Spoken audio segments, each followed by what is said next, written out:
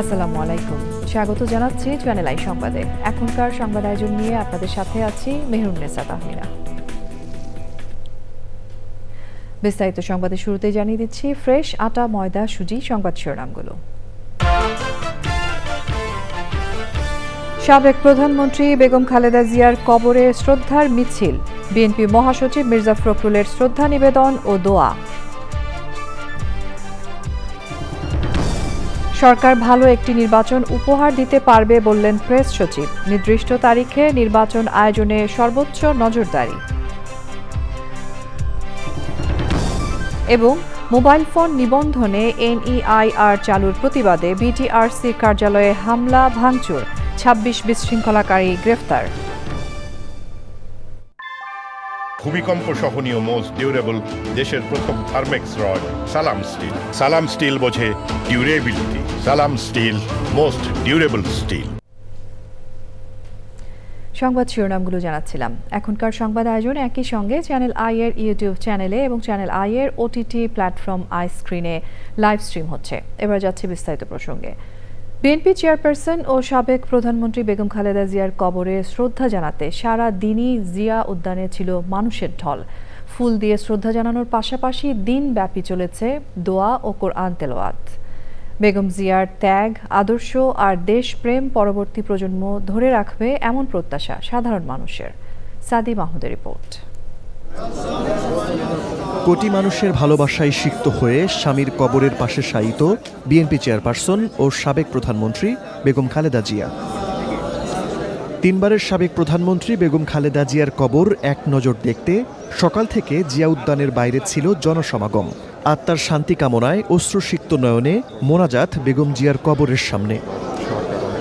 রাজনৈতিক পরিচয়ের বাইরে ব্যক্তি বেগম খালেদা জিয়ার টানে জিয়া উদ্যানে সারা দেশ থেকে আসা অসংখ্য মানুষ। খালেদা জিয়ার কবর দেখতে এসেছি। কালকে আসতে পারি নাই জানাজারে, তাই আজকে তার কবর দেখতে এসেছি। মেয়ে বললো যে বাবা চলো আমরা যাই, যায়া ম্যাডাম জিয়াকে একটু দোয়া করে আসি। কালকে তারা দেখতে পারি না, এজন্য দেখতে আসছি। তিনি কোনো প্রতিহিংসা বিশ্বাস করতেন না। তিনি সর্বদাই এদেশের সহধর্ম এবং সহমর্মিতা বিশ্বাস করতেন। যাতে উনি বেহেশতবাসী হয় তার জন্য দোয়া করতে আসলাম, দেখতে আসলাম। সকালে খালেদা জিয়ার কবর জিয়ারত করেন বিএনপি নেতা ও সাবেক স্বরাষ্ট্র প্রতিমন্ত্রী লুৎফুজ্জামান বাবর। সেই দেশপ্রেম আমি আর কারোর মধ্যে আমি এখন পর্যন্ত পাই নাই।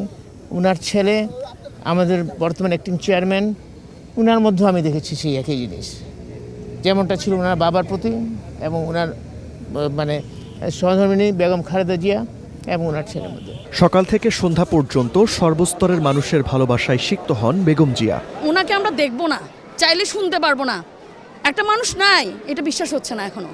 তারপরেও ভালো লাগা, ভালোবাসা, এই ভালোবাসা সবসময় থাকবে। বেগম জিয়ার সাদা গোলাপ খুব পছন্দ আমার জানা মতে, তাই ওনার জন্য সাদা গোলাপ নিয়ে আসছি আজকে। আল্লাহ যেন ওনাকে জান্নাত নসিব করে, এর চেয়ে বেশি এই মুহূর্তে তো আর কিছু চাওয়ার নেই। বাংলাদেশে কোটি কোটি মানুষ বুকে রক্তক্ষরণ হচ্ছে, কাঁদছে দেশনেত্রী বেগম খালেদা জিয়ার জন্য এবং দোয়া করছে। তবে আমরা চেষ্টা করব তারেক রহমানের মাধ্যমে এই শোককে শক্তিতে রূপান্তরিত করার জন্য। বলারও কিছু নেই, মন এখনো ঠিক করতে পারিনি।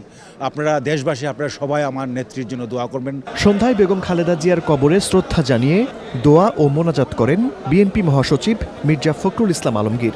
দুপুর 12টায় জিয়া উদ্যানের প্রবেশপথ খুলে দেওয়ার পর সন্ধ্যায় আবারও বন্ধ করে দেওয়া হয়। সাদি Mahmud, channel I, Dhaka. BNP মহাসচিব মির্জা ফখরুল ইসলাম আলমগীর বলেছেন, দলের ভারপ্রাপ্ত চেয়ারম্যান তারেক রহমানের নেতৃত্বে স্বাধীনতা, সার্বভৌমত্ব ও গণতন্ত্র প্রতিষ্ঠার পথে এগিয়ে যাবে বাংলাদেশ। দুপুরে গুলশানে চেয়ারপারসনের কার্যালয়ের সামনে শোক বই স্বাক্ষর কার্যক্রম পরিদর্শন শেষে এই মন্তব্য করেন তিনি। মির্জা ফখরুল বলেন, বেগম জিয়ার বিদায় লগ্নে বিপুল মানুষের উপস্থিতি প্রমাণ করে তার দেখানো পথে মানুষ গণতন্ত্র চর্চায় সোচ্চার। আর দলের স্থায়ী কমিটির সদস্য সালাউদ্দিন আহমেদ বলেন, বেগম জিয়ার শোককে দলীয় নির্বাচনী কাজে ব্যবহার না করার বিষয়ে সজাগ থাকবে বিএনপি। বিস্তারিত মির্জা ইমতিয়াজের রিপোর্টে। বেগম খালেদা জিয়ার শূন্যতা গুলশান কার্যালয়ে। দীর্ঘ 4 দশক যাকে ঘিরে আবর্তিত হয়েছে বাংলাদেশ জাতীয়তাবাদী দল বিএনপির রাজনীতি, আজ তিনি নেই, কিন্তু আছে তার অগণিত স্মৃতি। বৃহস্পতিবার সকাল থেকে গুলশানে বিএনপি চেয়ারপারসনের কার্যালয়ে শোক জানাতে আসেন বিভিন্ন রাজনৈতিক, সামাজিক সংগঠন, ব্যবসায়ী নেতা ও বিভিন্ন দেশের কূটনীতিকরা।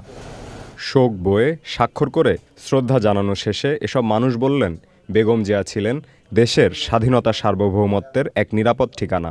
উনি খুব নির্ভীক, সৎ এবং খুব একজন ভালো একটা মানুষ ছিলেন। এই জাতি তার কাছ থেকে যেটা পেয়েছে, ভবিষ্যতে কোনো নেতৃত্ব এইভাবে বেরিয়ে আসবেন কিনা, জাতির জন্য অবদান রাখতে পারবেন কিনা, সেটা কিন্তু আজকে একটি বড় প্রশ্ন।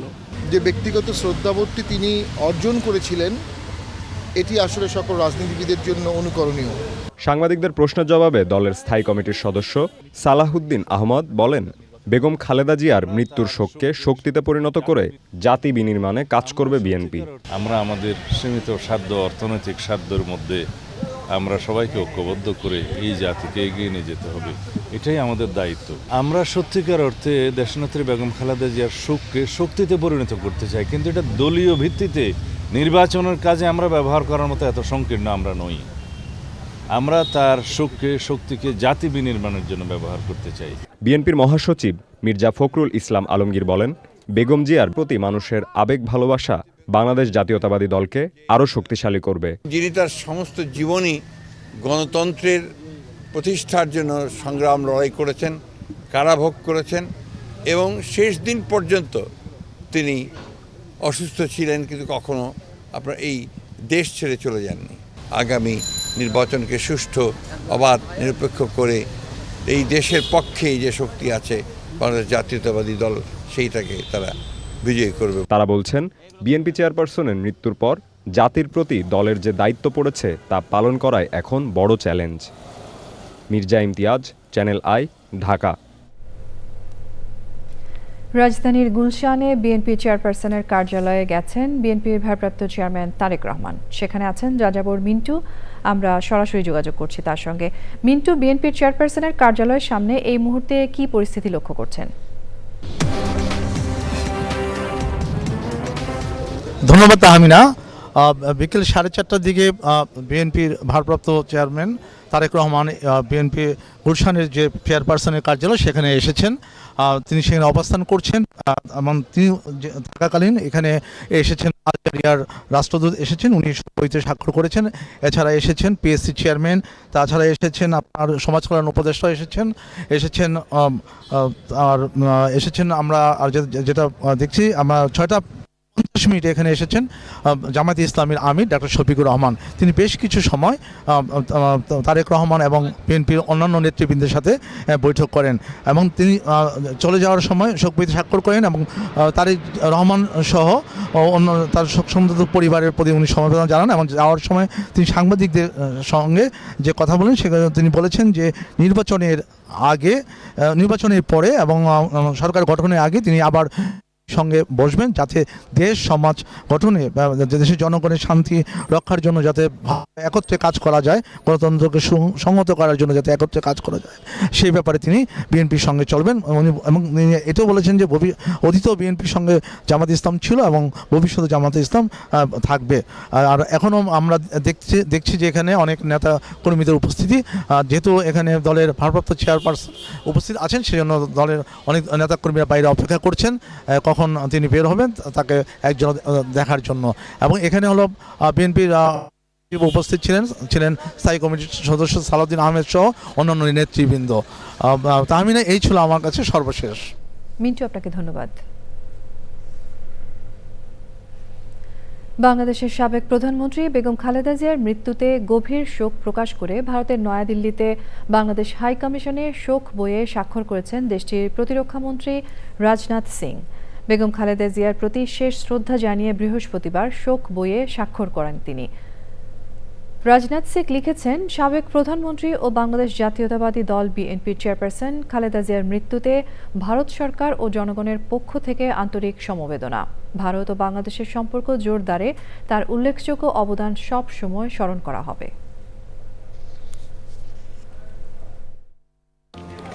ইঞ্জিনিয়ার সাহেব, বাড়ি ডিজাইন তো হলো, কিন্তু কোন রড দিয়ে বাড়ি বানাবো? অবশ্যই আকিজ ইস্পাত, কারণ ভালো মানের 500W রডের yield strength 500 MPa, tensile strength 625 MPa আর সর্বোচ্চ গুণগত মানের আকিজ ইস্পাতের টেনসাইল স্ট্রেংথ 700 MPa, অর্থাৎ ভালো মানের রডের থেকেও 12% বেশি। বুঝেছি। এখনই অর্ডার করছি অধিক শক্তিশালী আকিজ ইস্পাত। আকিজ ইস্পাত, কমিটেড টু কোয়ালিটি। সরকার ভালো একটি নির্বাচন উপহার দিতে পারবে বলে জানিয়েছেন প্রধান উপদেষ্টার প্রেস সচিব। নির্দিষ্ট তারিখে যাতে নির্বাচন হয় সেদিকেই সর্বোচ্চ নজর রাখছে সরকার। প্রেস সচিব বলেন, মনোনয়নপত্র দাখিল নিয়ে বিভিন্ন দলের প্রার্থীদের মধ্যে কোনো সংঘর্ষ বা অনভিপ্রেত কিছু ঘটেনি, এটা স্বস্তির একটা বড় কারণ। মোস্তফা মল্লিকের রিপোর্ট। উপদেষ্টা পরিষদের বৈঠক নিয়ে বিস্তারিত জানাতে নগরীর ফরেন সার্ভিস একাডেমিতে প্রধান উপদেষ্টার প্রেস উইংয়ের নিয়মিত ব্রিফিং। আপনি মোবাইল ফোন আমদানির সংবাদ সম্মেলনে জানানো হয়, মোবাইল ফোন আমদানিতে কাস্টমস ডিউটি 25% পরিবর্তে কমিয়ে 10% করা হয়েছে। দেশে উৎপাদিত ফোনের ট্যাক্স 10% থেকে কমিয়ে করা হয়েছে 5%। জানানো হয়, নতুন শিক্ষাবর্ষের পাঠ্যপুস্তকের 93% এরই মধ্যে শিক্ষা প্রতিষ্ঠানগুলোতে পৌঁছে গেছে। 15 জানুয়ারির মধ্যে সব বই শিক্ষার্থীরা হাতে পাবে। এক প্রশ্নের জবাবে প্রেস সচিব বলেন, নির্বাচন নিয়ে এখন পর্যন্ত কোনো সহিংসতা হয়নি। নমিনেশন ফাইলিং নিয়ে কিন্তু আমরা এখন পর্যন্ত কোনো ধরনের কোথাও বিশৃঙ্খলা আমরা দেখি নাই, কোনো ক্ল্যাশ, কোনো ভায়োলেন্স দেখি নাই। নমিনেশন যে খুব কম পড়েছে তাও না, প্রতি কনস্টিটিউয়েন্সি অনুযায়ী গড়ে 8 জনেরও বেশি পার্টিসিপেন্ট ক্যান্ডিডেট আছেন, আর 50টার বেশি রাজনীতিক দল তাদের প্রার্থী দিয়েছে ইলেকশনে। শফিকুল আলম বলেন, দিন শেষে একটা গ্রহণযোগ্য, অবাধ ও নিরপেক্ষ ভালো নির্বাচন দেশবাসীকে উপহার দেবে সরকার। আমরা আশা করছি বাংলাদেশকে ইন্টারিম গভর্নমেন্ট একটা ভালো নির্বাচন অর্গানাইজ করতে পারবে, ভালো একটা নির্বাচন উপহার দিতে পারবে। আমরা আশা করছি এটা বাংলাদেশের one of the best election হবে, free, fair, participatory, credible, inclusive, আপনি ফেস্টিভ সবই, এবং সেই অনুযায়ী যা যা ব্যবস্থা নেওয়ার, সিকিউরিটি অবশ্যই একটা, অনেকে এই কথাগুলো বলেন, এটা নিয়েও বারবার মিটিং হচ্ছে। আমাদের তরফ থেকে হাইয়েস্ট অ্যাটেনশন দেওয়া হয়েছে এই বিষয়ে। সাবেক প্রধানমন্ত্রী ও বিএনপি চেয়ারপারসন বেগম খালেদা জিয়ার জানাজায় সার্কের 5 দেশের মন্ত্রী পর্যায়ের প্রতিনিধিদের সঙ্গে প্রধান উপদেষ্টার কথা হয়েছে। সার্ককে আবারও এগিয়ে নেয়ার জন্য একসঙ্গে কাজ করার তাগিদ দিয়েছেন প্রধান উপদেষ্টা। Mostafa Mallik, channel I, Dhaka. বাধ্যতামূলক মোবাইল ফোন নিবন্ধনে national equipment identity register NEIR চালুর প্রতিবাদে রাজধানীর আগারগাঁওয়ে বিটিআরসি কার্যালয়ে হামলা ও ভাঙচুর করা হয়েছে। ব্যবসায়ীরা NEIR স্থগিতের দাবি করেছেন। এদিকে হামলায় জড়িত থাকায় 26 জন বিশৃঙ্খলাকারীকে গ্রেফতার করেছে আইনশৃঙ্খলা বাহিনী। বিটিআরসি ভবনের সামনে সেনাবাহিনী মোতায়েন করা হয়েছে। পুলিশের তেজগাঁও বিভাগের উপকমিশনার জানান, আকস্মিকভাবে হামলা চালালেও এখন পরিস্থিতি নিয়ন্ত্রণে এসেছে। বিটিআরসির একজন কর্মকর্তা জানান, তারা আসরের নামাজ পড়ছিলেন, এমন সময় বাইরে থেকে ইট পাটকেল মারার শব্দ পান। পরে বিকেল 5টার দিকে সেখানে সেনাবাহিনীর একাধিক দল এসে পরিস্থিতি নিয়ন্ত্রণে আনে। NEIR চালুর বিরোধিতা করে গত 7ই ডিসেম্বর বিটিআরসি কার্যালয় ঘেরাও করেন মোবাইল ব্যবসায়ীরা। সংবাদের এ পর্যায়ে আমরা নিচ্ছি একটা বিরতি, এবং বিরতির পর্যায়ে থাকছে স্বাগত জানাচ্ছি আরও একবার চ্যানেল আই সংবাদে। সুইজারল্যান্ডের একটি বারে ভয়াবহ বিস্ফোরণ ও আগুনে কমপক্ষে 40 জন নিহত ও শতাধিক আহত হয়েছে। সুইজারল্যান্ডের পুলিশ জানিয়েছে, ওই বারে নতুন বছর বরণের উৎসব চলছিল। বুধবার স্থানীয় সময় রাত 1:30টার দিকে ওই বারে বিস্ফোরণ ঘটে।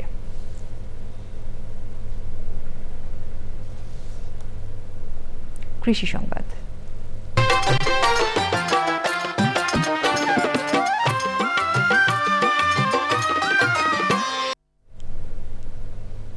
আবহাওয়া অনুকূলে থাকায় নেত্রকোনায় এবছর আগাম বেগুনের ভালো ফলন হয়েছে।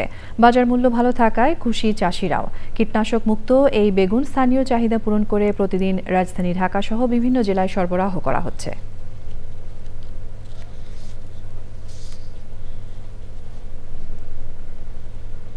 এবারে রয়েছে প্রকৃতি সংবাদ।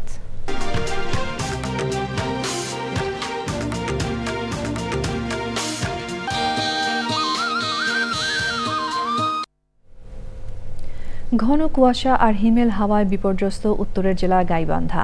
শীতের প্রকোপে চরম দুর্ভোগে দরিদ্র, ছিন্নমূল ও খেটে খাওয়া মানুষ। শীতজনিত নানা রোগে আক্রান্ত হচ্ছে শিশু ও বৃদ্ধরা। বিরূপ প্রভাব পড়েছে প্রকৃতিতেও।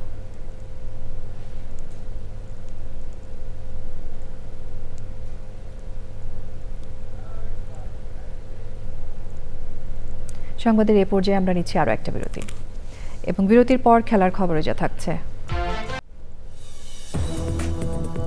স্বাগত জানাচ্ছি আরও একবার চ্যানেল আই সংবাদে।